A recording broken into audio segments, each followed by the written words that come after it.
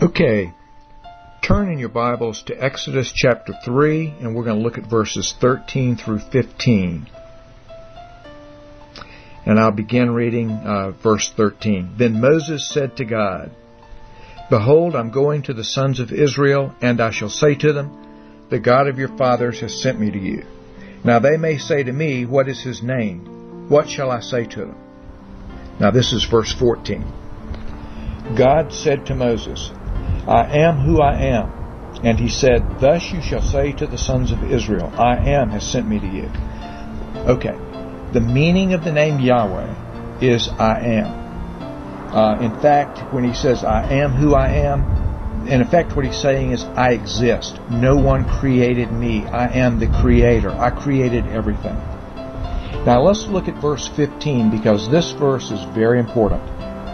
God furthermore said to Moses, Thus you shall say to the sons of Israel, the Lord.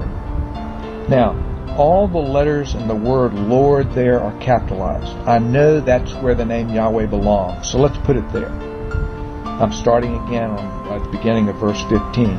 God furthermore said to Moses, Thus you shall say to the sons of Israel, Yahweh, the God of your fathers, the God of Abraham, the God of Isaac, and the God of Jacob, has sent me to you. This is my name forever, and this is my memorial name to all generations.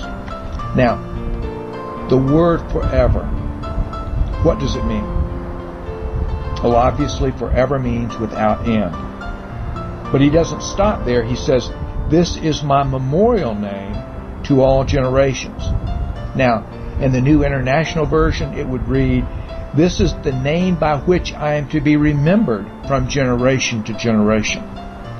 Here's a question for you. Yahweh's telling Moses these things thousands of years ago. Does forever include today? Absolutely it does. So Yahweh was God's name then, it's God's name now. When he says, This is the name by which I am to be remembered from generation to generation, doesn't that include us? Of course it does. Now, why was Yahweh telling Moses who he is by name, and to tell the children of Israel who he is by name? The answer is really very simple. In fact, if you read the book of Exodus through very carefully, you'll see that Yahweh is distinguishing between himself and every so-called God, especially those in Egypt. Because he's about to take them into the promised land. And in the land of Canaan, which is the promised land, that area is full of gods by other names. And he's establishing for all the people, all the children of Israel, that there's only one God, Yahweh. And that's his name forever. And they're not to confuse him with these other gods. Now, several years ago, I was explaining to a friend of mine that God's name is Yahweh. And this friend got very angry with me. And he said that couldn't be true. Because if it were true, he would have heard it a long time ago in church. This friend of mine was over 50 years old. And he had been attending church since he was a small boy. He had been a deacon in his church for years. And never once in his entire life had he ever heard the name of God mentioned in church. Now, what name did God say was his name forever? Yahweh. What name did God say we were to remember him by from generation to generation? Yahweh.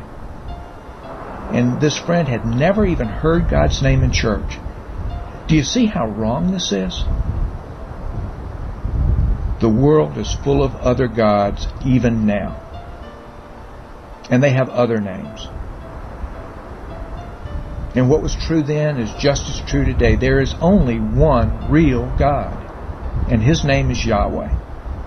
And the meaning of the name Yahweh is I am. And the fact that Yahweh's people don't even know his name is a tragedy. It is an error in the highest sense of the word. It is a true tragedy.